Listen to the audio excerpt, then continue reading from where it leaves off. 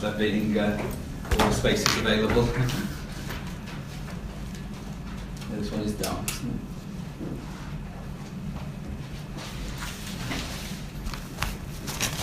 Okay. See you Friday. Right, let's have a look.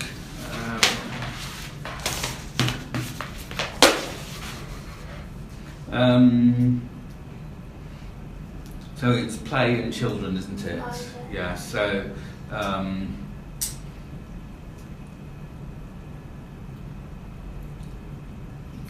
play maybe separate issues, play needs. Yeah, so what, after your tutorial, where did it take you to as somewhere you wanted to thinking about going?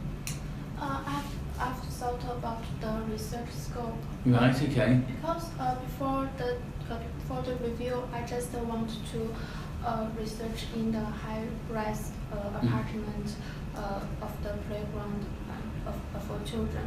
But you decide that maybe not only the building but also the yeah, but the link between the building and the primary school. well, it's not just it's the link between the house. It's this diagram here. You've got the house, and then you can see, and then you can go a bit further, and other people get to play over there. Some get different ages might be able to. It's about making sure that. I mean, it's a big issue at the moment that children can't play out, or there's a perception that they can't play out. And how do you make it possible without doing this gated community thing, which is not ideal. Let me.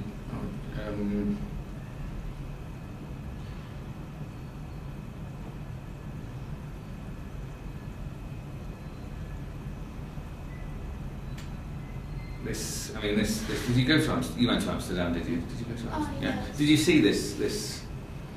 No, we haven't been here. This is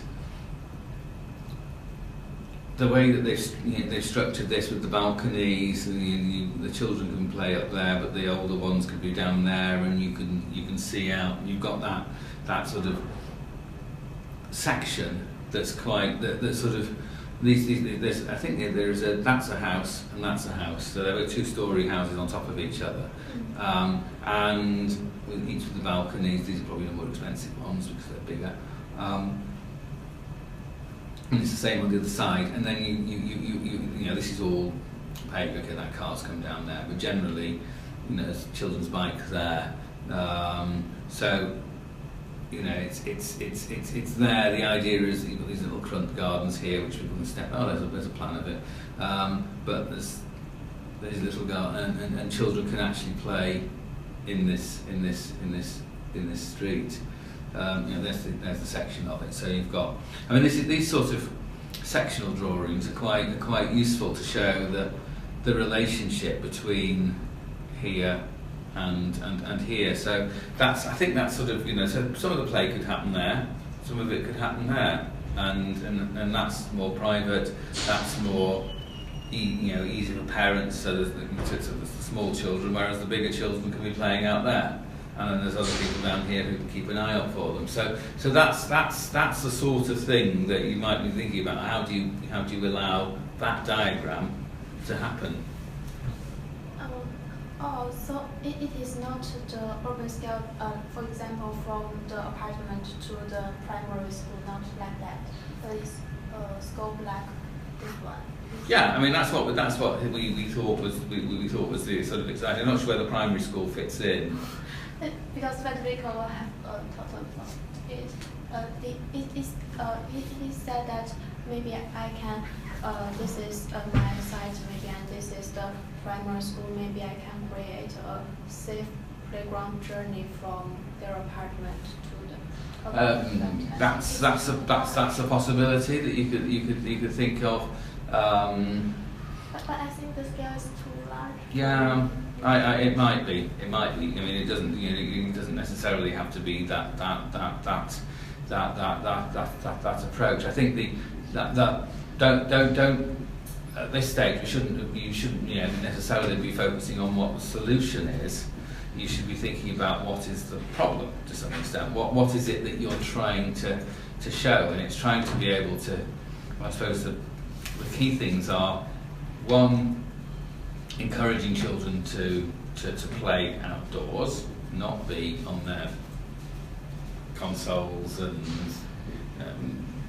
screens all the time. And the other one is in order to do that, one of the perceptions is that things aren't secure. So how do you make sure that families are able to keep an eye on what's going on? How do you encourage that sense of community where people keep an eye on how the children play? So to some extent, this is a solution before we've actually really thought through what the problem is. And the problem is getting children to play outdoors and to ensure that there's enough people around who can keep an eye on the children from their houses. So increasing that sort of sense of being able to see and keep an eye on, because then you've got the security issues are addressed. So I think that could be what you end up with, but I think it may not necessarily be. Hello. It's not yet. No, 1:30, but I'm running a little bit late. Okay. So the scope is better in the communities. Yeah, I think it's how do you get that? How do you get children? How do you create a space where children feel and parents feel it's safe for children to play without sort of locking them inside a tower block? I mean, it could be that you have some. Can I just scribble on the corner here? It could be that your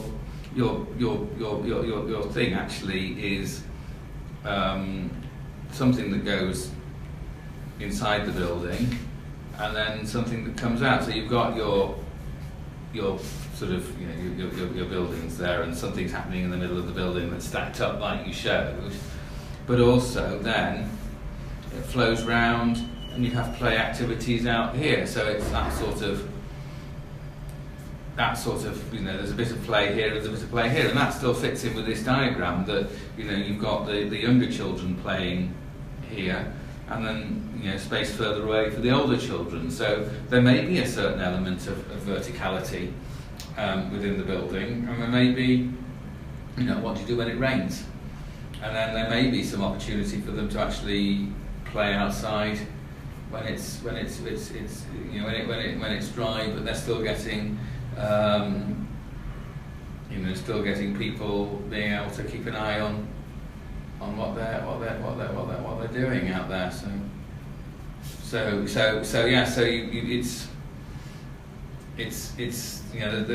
think it's about how do you build that sense of play, and really thinking about what does it mean to play. What are the sort of things that children want to be able to play? How do we ensure it's safe? What sort of things would children do when they play? And it's not necessarily kicking footballs around. I find this you have mentioned. Okay, yeah, that's the sort of the 50 things that you should have. That'd be clever having canoeing down it, but it's those things. Do you know? Did you look at any of the Van Eyck playgrounds when you were in? Yeah. In the Netherlands? What did you get from those? Let me just. I think it used lots of. It used some same elements and create different ones. I haven't explored that. Let me just have a look at some images. I mean, they're fairly.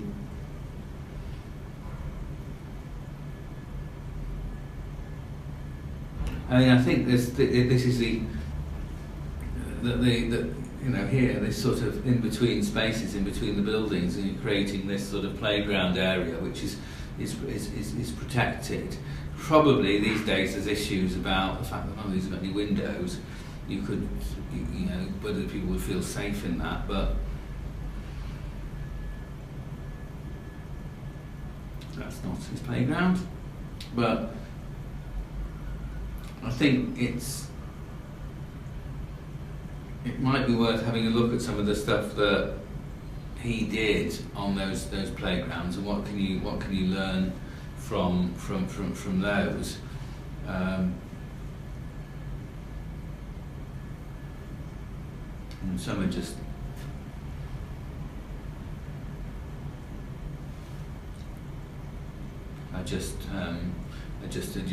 urban squares with a few benches and things on, which probably these days you couldn't do. But you know, what sort of things do you need to put in the playgrounds? Is it these sort of things? Is it? I mean, is it the sort of the normal, you know, big sand pits or things like that? How do you keep dogs out of the big sand pits if you're, but you know, that sort of. But I think, you know, just thinking about what the nature of play is, what sort of things, and that's why this comes from. How do we make sure, you know, ensure that the children, you know, what sort of play do they want to do? What sort of, you know, take some of these. You can't use them all, by the way. You need to select a few things. I can't use them, put them in my design. Well, you can, but don't just put all 50. Don't try and put all 50 in. Because you'll end up with a little river going across for canoeing, and somewhere to hide a geocache, and that, you know, just looking at some of the things, you know, exploring and caving, what might that mean? Well, you might have things where the kids can actually crawl under and hide and make dens and things like that. What are the possibilities for? You know, don't necessarily make it too literal, because a child with a couple of tables and a chair and a couple of chairs and a blanket can make a den very easily. But you know, what is it that you could build into the city fabric that would allow someone to turn it into, in their mind, a den? So when you've got something like this here, which, you know, it's a climbing frame. That person's certainly seeing it as a climbing frame. That person there is seeing it as a tunnel to go underneath on the bike. Somebody might say, well, let's put a blanket over the top of it and turn it into a house for the day. Or someone might just take part of it and put some, you know, and think about it as their sort of as their den. So this sort of idea of den building and caving and exploring is the sort of stuff that children need to be able to do. You know, there may be things. Well, can you know, access nature? You know, you won't be able to do a lot of these. You know, climbing a tree is probably something you don't not want them to do. But this is just these are just to inspire us the sort of things that children might do when they're playing creatively and imaginatively. I mean, it's one of the things about, as you get older, you become much more constrained about everything you do. You only, you know, their imaginations, nothing's stopping them, so they're really creative. And there's something that says, well, actually, we're not very good at stopping children from being creative. You know, we're very good at stopping. You know, and actually, we should be encouraging them to play and use their imagination, because that will help them become creative individuals when they get older, rather than just sort of saying, oh no, you've just got to stick with playing with this toy and this game, and try and make them think through how a child might play. You've almost got to put yourself into the mind of a 6-year-old or an 8-year-old. or a 10-year-old, and just do a study of what that means in terms of how they will use something. So, you know, if you have a wall with a low wall with a slab on the top of it, someone will stand on that wall, and that will be one place. The other people will be running around underneath, and they will sort of, you know, they'll be playing. They can play a game where they've got different levels, and they'll use those spaces as in their own way. They will imagine that wall is a castle. It won't be a castle, but they will say, right, for me, this is a castle. And the older they get, the less they do that. And I think what you're going to be wanting to do is to provide opportunities which they can use to play in different ways. So you know, it's almost, how do you provide stuff that allows for some of that? So really, sort of, what do we mean by to play? What's that mean? And trying to think about that from the perspective of a small child, and how does that take into account? And I think I'd have a look at some of these Van Eyck things. Have you know, this here, for instance, you know, you've got the sandpit, but you've also got a circular wall. Now, some children will just spend the whole time running around that wall. Some will just walk along the top of it very slowly, trying to balance. Some will be right in the middle, digging up stuff. Some will be sat on it, using it as a seat. In fact, there's quite a few doing that. But they'll all use it in slightly different ways. And you know, think about how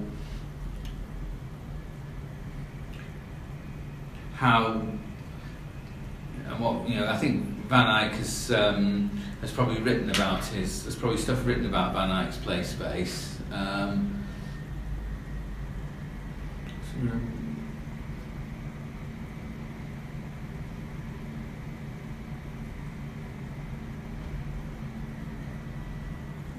The city is school, that's interesting. That's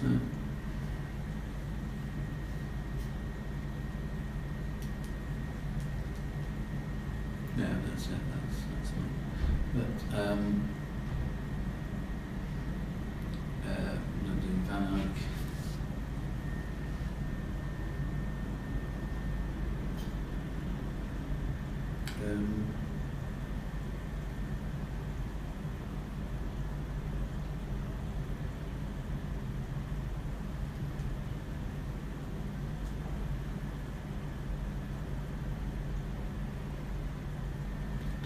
I've written a book on it.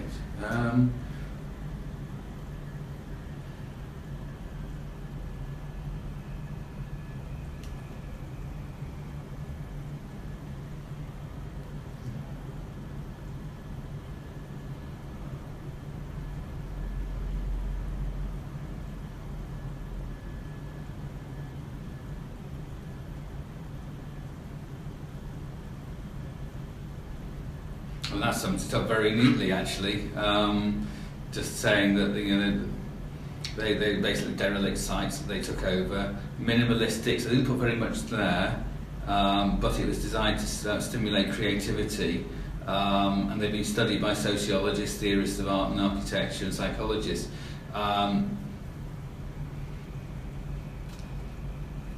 The abstract forms stimulate the creativity of the child, whereas a slide or swing almost certainly dictates what a child is supposed to do. Van Eyck's play equipment invites a child to actively explore numerous I think, well, that's an academic paper in a journal called Frontiers in Psychology, but I just happened to be the first thing that we Googled. But I think that might be one that's worth looking at. So I can email that to you.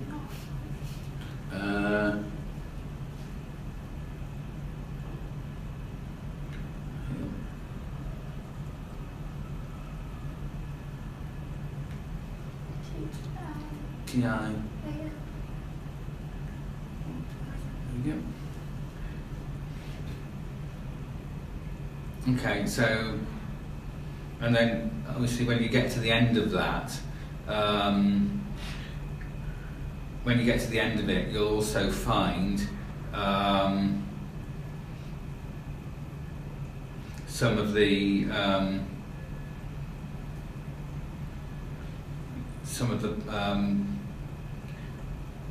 references to other papers that some of the, where they talk about the sociologists and things. It's very slow on us, but you can have a look at that. But I think might be the starting point is to think about those. But the real question that you're looking at is how can you create spaces which will encourage children to play and focus on what it means to play and what it means for the children and the parents of the children to perceive security, so that they don't think the children are going to get kidnapped or something horrible. And I have a question that these things I can put a sort of the as I'm imagining my final design, right? Mm-hmm. And should I focus on, and lots of precedents I have seen is usually towards the playground, the FunX and other adventure playground in the UK. So my focus, my design will focus on the playground. Right? It will be but it would be about the urban space that created between the buildings, how that urban space can be used for play, and how that space perhaps can link in with space within the buildings that's designed for play.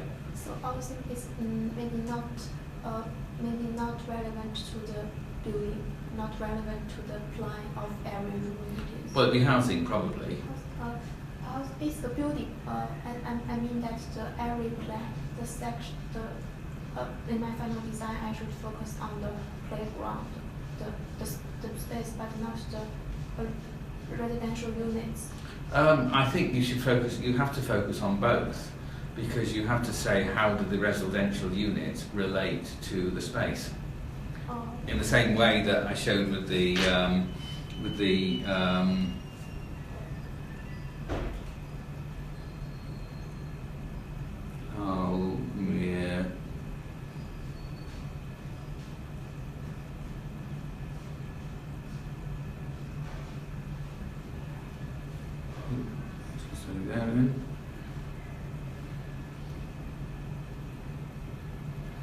images. Sorry. The Hertzberger one that I showed. So that's that section. Those sort of things. That's the sort of thing that you need to be thinking about. How does your housing plan relate to your to the need to be able to play? So I think you've got to think of it all together as a whole. And that the section is also about the natural. How can I create the space for natural surveillance? Yes. So you're thinking about that natural sort of overview and overlook of what's.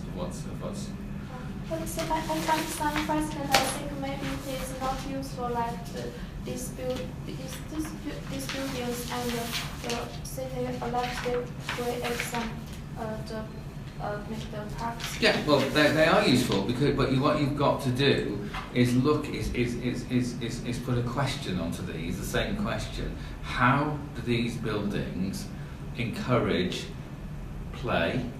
How do these buildings enable security? But most of them are for the urban scales, just on the street and on the public spaces. There isn't a building near them. Okay, but you can still ask the questions. You can still say how do those spaces work, because an outdoor space is a public square is you need to think about it as an outdoor room. It's a room without a roof. So if you can think about those those spaces in between buildings as an outdoor room, and then they're framed by the buildings around. So I can explore them, and but my design design focus on this. Yeah. Yeah. So think about. I mean, it's. Do you know Venice at all?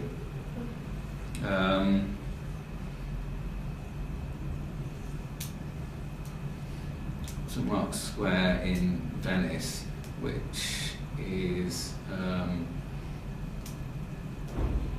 Just get some images of that.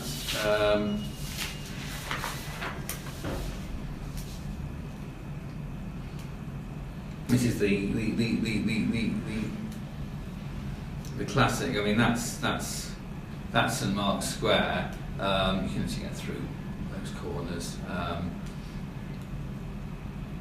That's it from the other side, the Campanile. And Napoleon, the Emperor of France, described, and half of Europe at the time, described St Mark's Square as the greatest living room in the world has ever produced. You know, it's got 4 walls. All it's missing is a roof, and there is life and things happening inside. This is a big community space. The only thing it's missing is a roof, and so you know, there's. It's not. Well, it is through accident, but how all these people are gathered in that space because something about that space works. It's the right size, it's the right scale, there's the right things happening. So that's what it looks like from the waterfront. But it's known to be these sort of this great outdoor living room. So think about the spaces between the buildings as much as the buildings themselves. And they're as big an architectural problem as the actual buildings. And some like this one. Yeah, that looks like. I mean, where's that? Is that Barcelona? Oh, it's Bristol. Okay, okay. But again, you see, you know, you've created a room here. There's a room being created here. In between, that's actually a room. So you've got that section. You've got that relationship between the building and the courtyard. I mean, there's all sorts of examples. Of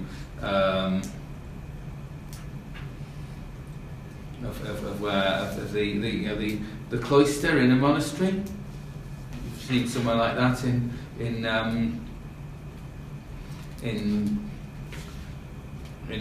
most big cathedrals have got something like this somewhere in them, where you've got this sort of walkway around the outside, and then you've got this sort of indoor sort of summit, this room in the middle.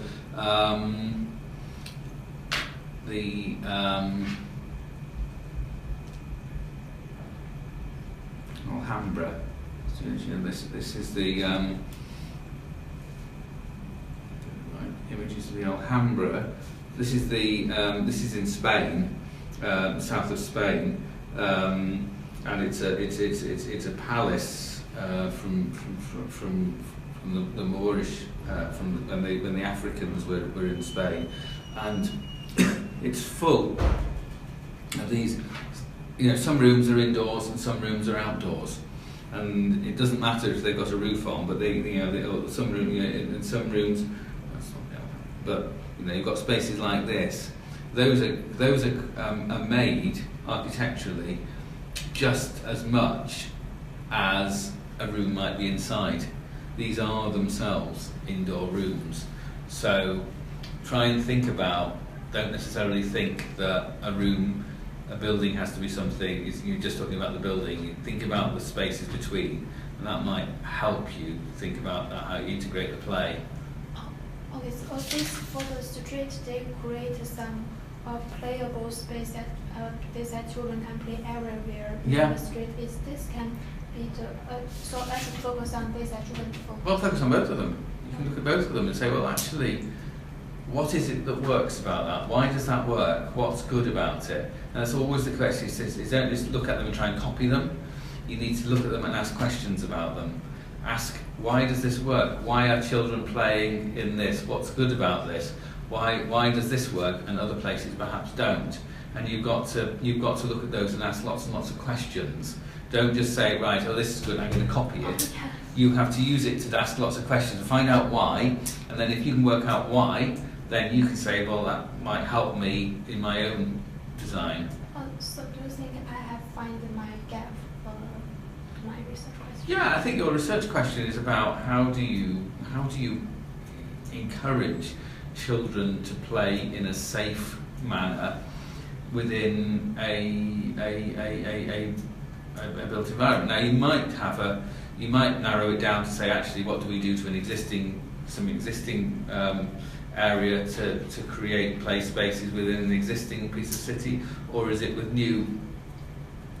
whole new development? But how do you encourage play in the spaces between buildings that's in a safe and a safe manner, but not forgetting that some of the play could actually happen in the building, and some of it could happen somewhere out of the building, and it's the different sorts of play that might happen in different places.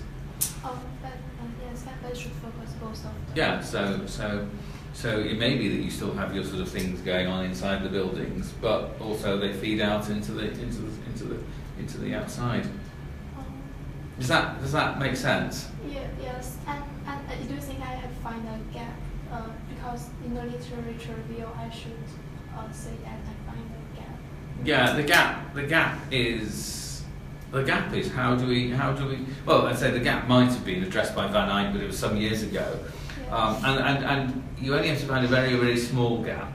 You don't have to have a massive one. It's just what you can do is you look at something that somebody's already said, and you say, well, what else is there that we haven't, what they haven't asked? What's the next bit that they haven't really addressed? So I think that's fine, to be honest. But, it's if you can concentrate on what it means to play in the 20th century, and how that might happen within our built environment, and I think that's a question that is valid. Oh, okay. Okay. When do you are you here next week? Yes, I will be here all the summer. Okay. Well, why don't we I'll try next week. I've got a couple of. I've got a meeting later on, but we'll just get my calendar and check.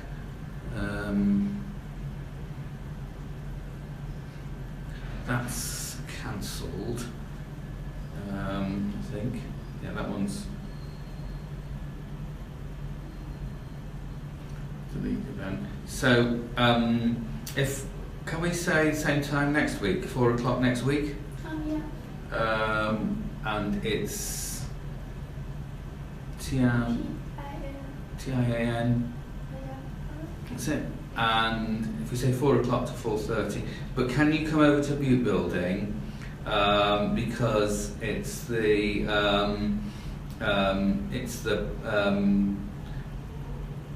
MArch short course is happening in this building next week, so there may not be space for a tutorial because everybody's up there actually. But So I will go to the Butte.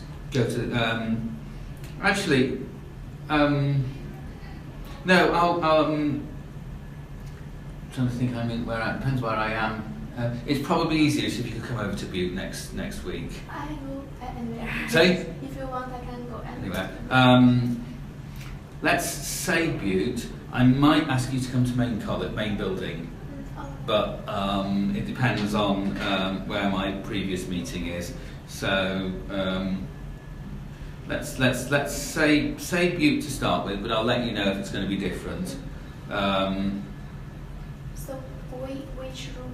T14 is my office. If I'm a little bit late, it's because I'm still come over for another building. It's just that if I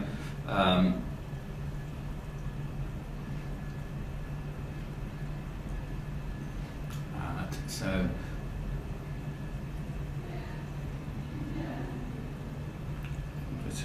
yes, you're invited. So I've put you in there. So yeah, we'll see. It's either in my room. If it is somewhere else, then I'll let you know.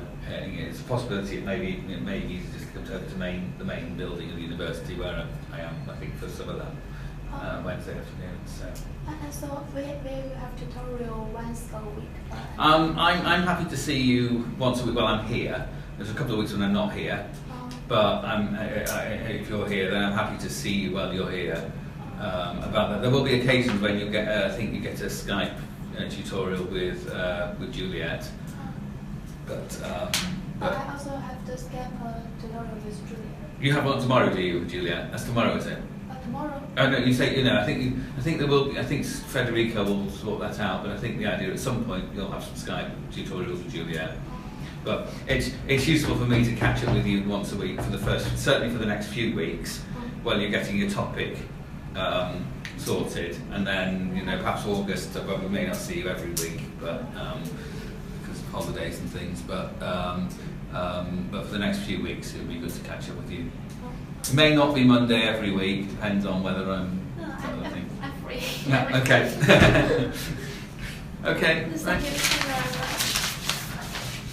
So next week I read this book, maybe I can find. Yeah, have a look at some of that stuff and try and work out what it is, what it means to play. What it means to play. Yeah. And I also should tell you the gap at that time. Yeah, the gap. I think I'm quite clear what the gap is.